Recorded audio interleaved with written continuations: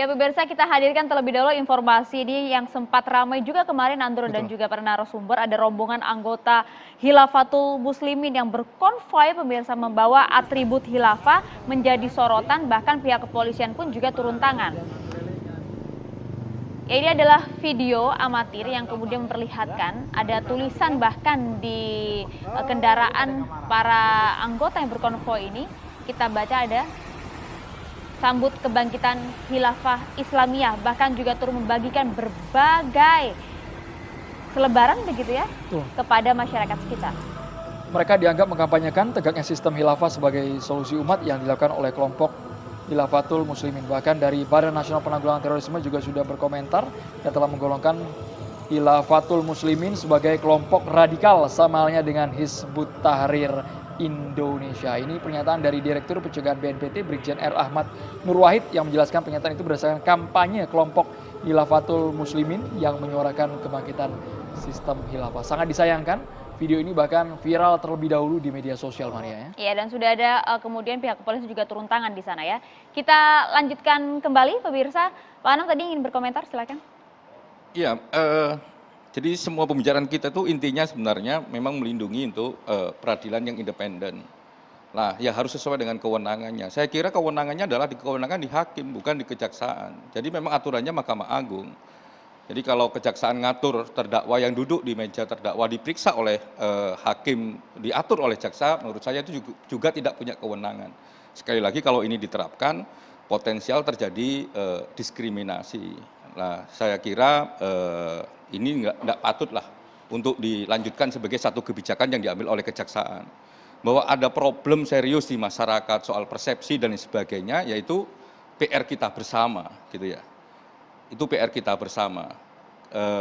Artinya yang ingin kami tegaskan, yang paling penting adalah, ayo kita menjaga independensi dari majelis hakim.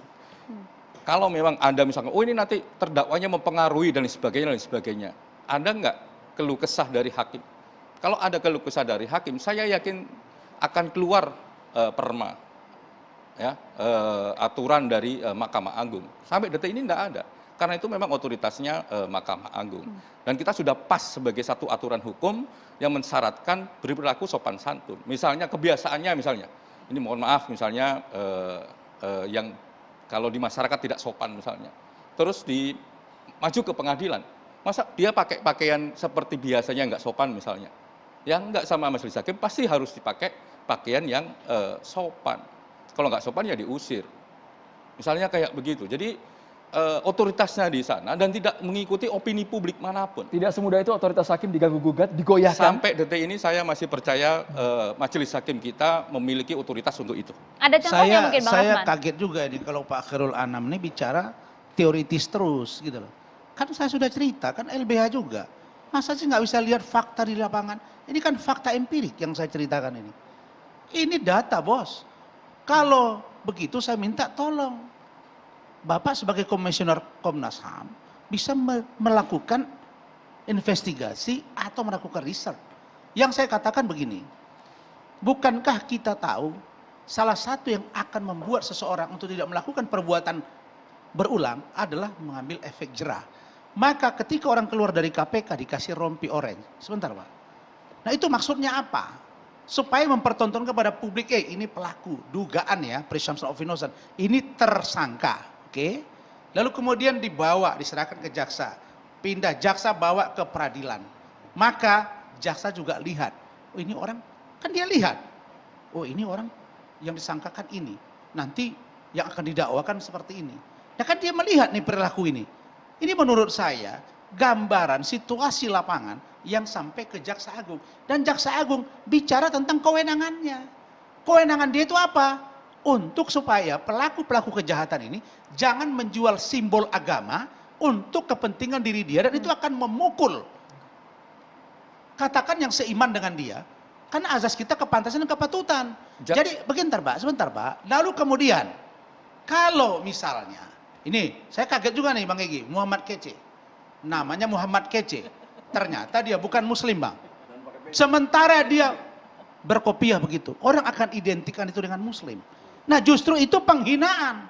Nah menurut saya orang-orang seperti ini Bukan malah diringan, diperberat. Karena dia merusak citra agama yang lain yang selalu dikonotasikan dengan kopiah. Pak Anam. Ini pertimbangannya Sampai loh. situ Iya, dulu iya. Bang Rasman, Kita tahan sampai Jadi situ dulu, dulu Bang. begini, boleh. sederhana saja. Kalau kita kepingin mengajarkan kepada publik bahwa kejahatan itu adalah kejahatan, ya boleh Jaksa Agung menggunakan rompi bahwa seseorang itu terdakwa, apapun pakaiannya, mau pakai pakaian agama, apapun agamanya, pakai adat juga nggak apa-apa. Tapi sampai rutan keluar sebelum masuk duduk di pemeriksaan. Kan itu aturannya. Ketika di pemeriksaan hakim, ya kekuasaan hakim, jaksa nggak bisa atur. Gitu loh. Itu Kalau ini tujuannya persoalannya. untuk masukan untuk hakim? Itu Kita satu. tidak mengatakan Itu satu. bahwa Sebentar, Jaksa sebentar, Agung sebentar. ingin mengatur-ngatur di luar kewenangan dia, bukan. Dia hanya menyampaikan bahwa kalau you melakukan proses pelanggaran hukum dan kamu adalah dalam tangan jaksa penuntut umum, maka idealnya Anda itu jangan melakukan perbuatan yang mendadak agamis. Apakah muslim atau tidak muslim, itu saja, tapi berlaku sopan. Apa itu? Santun, biasa-biasa saja. Contoh, saya melihat dengan COVID ini, banyak orang yang selamat dari wajah, padahal efek jerah jelas untuk itu. Contoh, dia pakai masker, atau pakai tutup muka, dan lain-lain. Kita susah mengenalinya. Nah, saya tanya Bapak, yang mau dicari dari seorang pelaku kejahatan adalah apa? Efek jerah kan? Efek jerah itu termasuk proses persidangan, pemeriksaan, sampai dia divonis. Saya kira memang perkembangan zaman kita, rekam jejak digital apapun, mau dia sekarang pakai tutup dan sebagainya bisa dilacak. Informasi. Wah, saya kira hakim. Pak, ini kalau begini Sebentar, cara jadi Kita berpikir berikan Bang kesempatan Rasman, dulu, Bang Bang Rasman. begini deh Pak. Enggak, sorry. Bapak Komnas HAM, nanti saya kasih Bapak satu data klien Bergantian, saya Bang yang Rasman. diduga Bang dilakukan Rasman bergantian. pelecehan seksual, saya bawa ke Bapak. Kalau Oke, kita teori tahan jadi dulu Bang begini, Rasman, bergantian. Saya tidak ngomong soal hakimnya, saya ngomong opini publiknya. Kan tadi ngomong giring opini publik, Iya. opini publik. Opini publik itu bisa dijembatani oleh Jaksa Agung dengan pakai rompi, tapi rompinya dicopot sebelum dia memang masuk ke Memang dicopot, pemeriksaan. Nah, memang itu makanya, dicopot. clear ya? Ah. Artinya adalah kalau ada pesan dari Jaksa Agung bahwa orang ini adalah terdakwa, ya, masih belum diputuskan dia berbuat jahat ataukah tidak oleh hakim, tapi dia sudah memiliki bukti yang cukup, ya, untuk jadikan terdakwa, clear sampai di situ. Enggak, sekarang saya tanya Bapak. Sebentar. Iya. Kita habiskan dulu Bang Ya. Rasman. Sampai detik ini tidak ada satu riset apapun, ya, dan tidak ada statement apapun dari Mahkamah Agung sebagai satu sumber utama yang mengatakan bahwa hakim terpengaruh oleh semua orang yang dengan ekspresi pakaiannya. Yang ada adalah di beberapa kasus hakim memang menegur terdakwa karena pakaiannya tidak sopan atau karena perilakunya tidak sopan. Itu intinya. Bukan seperti Mas, itu. sekarang itu situasinya beda. Situasi kita ini sedang berbeda. Indonesia sedang tidak baik-baik saja soal agama. Makanya Anda juga harus tahu itu. Kemudian kalau hal-hal seperti itu ingin diminimize, menurut saya so fine lah, nggak ada masalah kok. Makanya, jadi kita nggak usah bicara soal terlalu makanya, jauh. kalau Saya setuju Jaksa nih sama Agung Egy nih. tidak Ya. membawa kasus Egy. ini ke permukaan, Suara? ini nggak jadi polemik. Begini.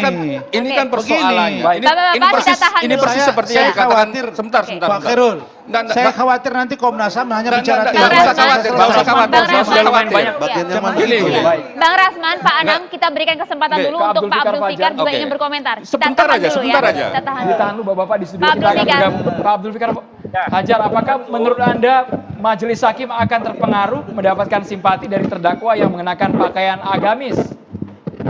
Oke, saya kira itu pandangan yang simplistis, ya, pandangan yang terlalu menyederhanakan masalah.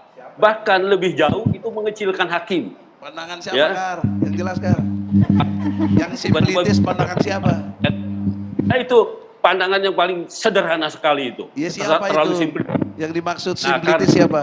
Supaya jelas. Simplis, terlalu sederhana. Iya, siapa orangnya? Pandangan, Oke, jadi bagaimana?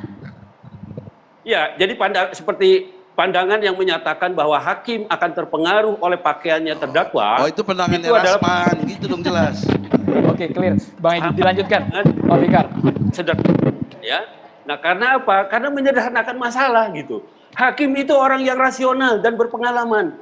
Ya, tidak boleh dikecilkan dia.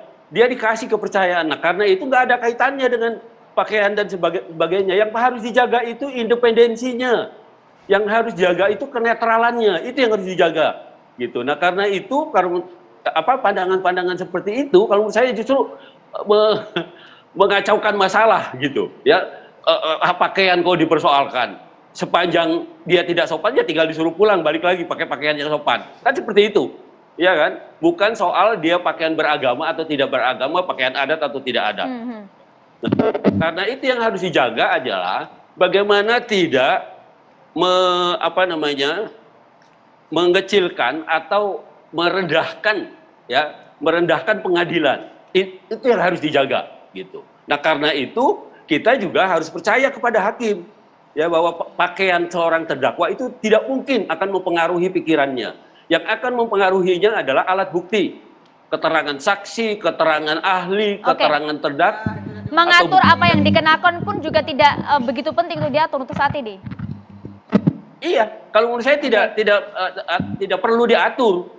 Karena itu tadi saya bilang, kewenangan sepenuhnya seperti Anam bilang tadi, independensi hakim itu akan mengatur. Baik, Pak Abdul Fikar, poinnya sudah kami terima. Bang Egy. Oke. Ya, alhamdulillah Abdul Fikar ini teman mahasiswa dulu sama. Sohib. Itu alhamdulillah sebagai ahli relatif sama dengan pandangan kita. Nah, saya ingin coba menengahi ya. Saya sayang sama Dinda Rasman, ini Muhammad juga kan, teman juga aktivis. Perspektifnya begini, apa yang disebut Rasman itu sifatnya kasuistis. Tidak bisa membangun populasi dalam konteks contoh. Dunia ilmiah itu, populasi itu harus mewakili dari yang sampel yang disampaikan. Tidak bisa kasuistis. Harus berlaku agregat namanya. Nah, itu intelektual, susah neranginnya nanti. Waktunya nggak cukup. Tapi poin pentingnya gini, kasuistis itu ada gitu. Tapi tidak bisa dijadikan aturan karena itu kasuistis. Konteks mengkelabui, siapa yang tahu mengkelabui? Dari mana kita tahu dikelabui? Kalau nggak diberitahu. Nah, jadi nggak bisa menjadi ukuran intelektual untuk dijadikan standar ukuran. Maka oleh karena itu, saya sering berbeda pendapat dengan Mbak Irma, hari ini agak sependapat. Satu frekuensi. Kecerdasannya udah mulai muncul nih. Yaitu dalam hal-hal yang sifatnya akan menista agama, itu baru kita setuju. Jangan itu. Dampaknya terhadap agama. Begitu. Tapi kalau enggak, apa enggak lihat kenapa orang berubah tiba-tiba itu, apa kalian enggak curiga kok dia berubah tiba-tiba? Nah, lihat di video-video, itu ada oknum yang pakein peci, yang gantiin baju, yang di Bali dikasih pakai pakaian agama Islam, padahal bukan agamanya Islam. Itu harus dicurigai. Jadi artinya kalau misalnya kenapa jadi alasannya diatur bikin aturan terdakwa gitu loh maksud mau. Betul Bang ya? Egy. Kasuistisnya di situ. Bang Egy, kalau alasannya adalah konteksnya agar kemudian tidak berdampak kepada agama tertentu, setuju? Iya setuju loh, karena itu kan saya harus setuju kalau Islam diganggu saya marah pasti. Oke, gitu kita aja. jeda terlebih dahulu Bapak Ibu sekalian, catatan demokrasi akan kembali untuk Anda saat lagi. Ya, pemirsa, sudah hadir bersama kami ada Kiai Haji Subarno Syafi'i. Assalamualaikum Pak Kiai. Assalamualaikum warahmatullahi wabarakatuh. Bismillah walhamdulillah wal khair wa syarr bi masyiatillah summa salatu wassalamu ala Rasulillah Sayyidina Muhammad bin Abdillah wa ala alihi washabi wa man tabi'ahu huda ila yaumil qiyamah amma ba'd. Para pemirsa catatan demokrasi di mana Anda berada, wabil khusus kepada para narasumber dan juga kepada seluruh anak bangsa yang ada di Indonesia. Hari ini perdebatan kita memang cukup panjang dan cukup aneh. Akhir belakangan ini memang atribut menjadi bagian warna kehidupan manusia yang selalu menjadi sorotan. Memang pakaian inilah gambaran kehidupan manusia. Tapi juga kita jangan terkecoh dengan gambar yang dibuat oleh manusia. Tidak semuanya gambar baik itu akan menjadi baik. Dan tidak semuanya rupa yang buruk itu adalah akan menjadi buruk. Karena itu dalam hadis baginda Rasul Nabi kita Muhammad SAW. Innallaha la yanzuru ila samikum wala ila suwarikum walaki yanzuru ila qulubikum wa a'malikum. Sungguhnya Allah tidak akan melihat nanti kepada potongan dan model seseorang. Yang Allah lihat nanti adalah hati dan perbuatan kita.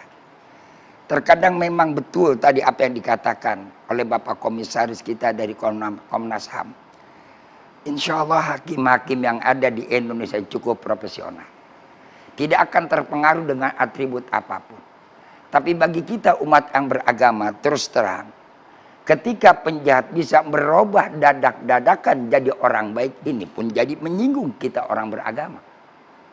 Bayangkan, dari yang namanya mereka sebagai bandar narkoba, tiba-tiba duduk di bangku pesakitan, percis kayak ustadz.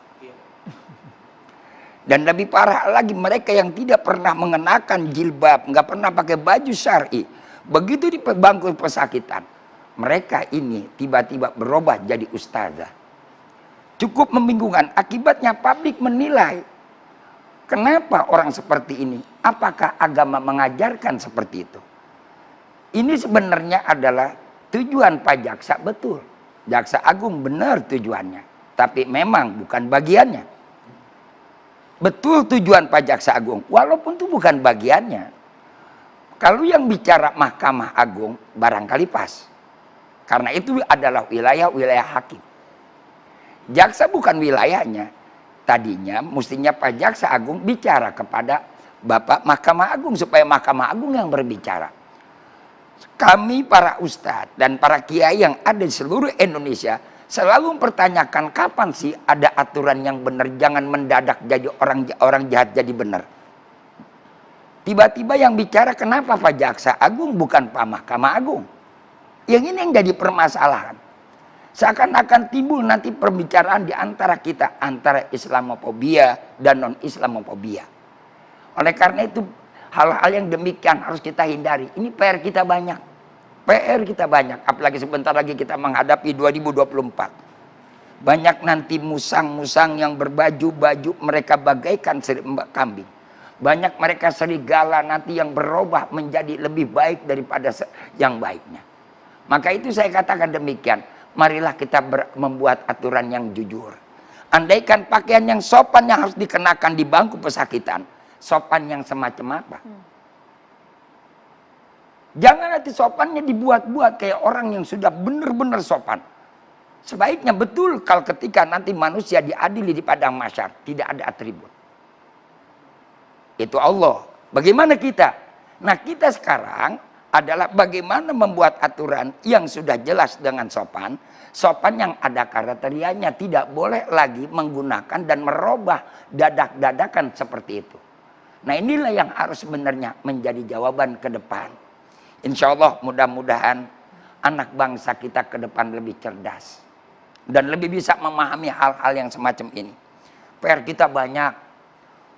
PR kita cukup berhari-hari belakangan ini cukup besar. Apalagi kita menghadapi melaksanakan ibadah haji. Yang tiba-tiba anggaran haji mendadak berkurang. Lalu kita hadapi bagaimana perubahan hukum global yang semakin hebat. Maka ketika itulah kita harus baca ke depan. Jangan hal yang semacam ini. Tinggal menempatkan saja. Insya Allah mudah-mudahan ini menjadi nilai yang positif buat kita semua. Dan mudah-mudahan kita mengharapkan tinggal waktu yang tersisa dari perjalanan apa yang dilakukan oleh pemerintah kita akan menjadi husnul khotimah buat kita semua.